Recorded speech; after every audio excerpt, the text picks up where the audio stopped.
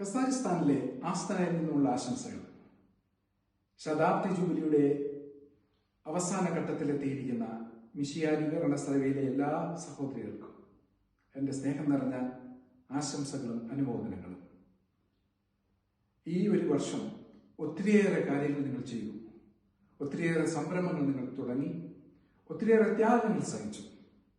ഇതെല്ലാം ഒത്തിരിയേറെ നന്മ, ഒത്തിരിയേറെ സ്നേഹം, ഒത്തിരിയേറെ ഐക്യം നിങ്ങളുടെ സമൂഹത്തിലും നിങ്ങളുടെ ചുറ്റുമുള്ളവരിലും ഉണ്ടാക്കുവാനായി സഹായിച്ചിട്ടുണ്ട് എന്നുള്ളതിൽ എനിക്ക് യാതൊരു സംശയവുമില്ല.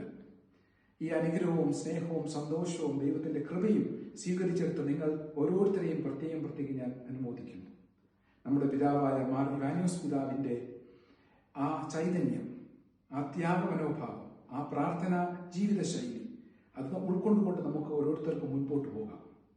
ഈ ജൂബിലി വർഷം നമ്മൾ നേടിയെടുത്ത കൃപയും, നിങ്ങൾ ഓരോരുത്തരും നേടിയെടുത്ത കൃപയും സ്നേഹവും നിങ്ങളുടെ തുടർന്നുള്ള ജീവിതത്തിന് സന്തോഷവും ചൈതന്യവും നൽകട്ടെ എന്ന് ഞാൻ പ്രാർത്ഥിക്കുന്നു.